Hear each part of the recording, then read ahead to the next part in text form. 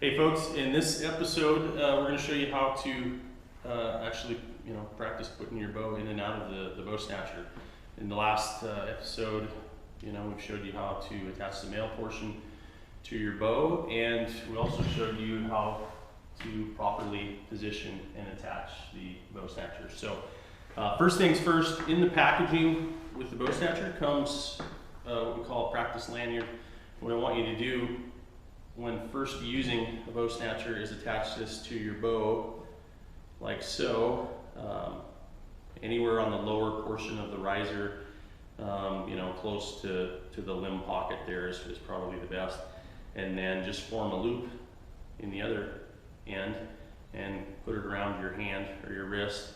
And you're going to have this on there while you practice with the bow snatcher until you get used to it.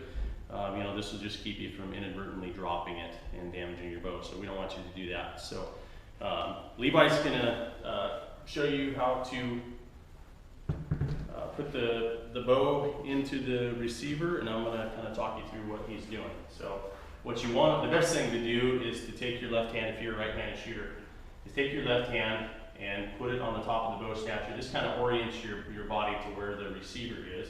And then simply take your right hand, grab the bow, you can see where he's grabbing it by the lower portion of the riser, and simply, lowering it in. This will take some practice, but after a day using it in the field, you'll be a pro. You'll know right where that is, and you'll get to where you can actually feel that sprocket rotate, and then at that point you'll know that it's in there and you'll feel comfortable. A lot of times I reach around with my left hand and I just kind of tug the back of the bow down, and then I'm assured that it's in there.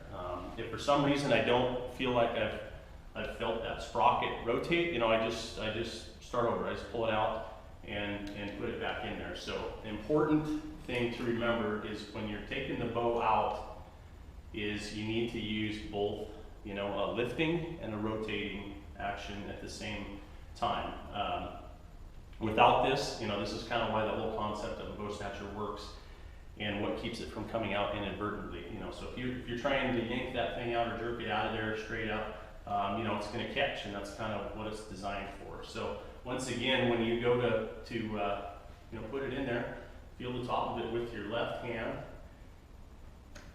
and then rotate and lower it down in. So it'll go in really easily.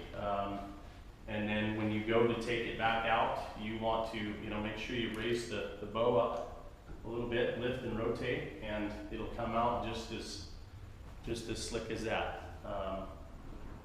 So that's about it for the mounting portion. Really, it's just it takes some practice, but we're sure that after a day of use, you'll have it mastered. So.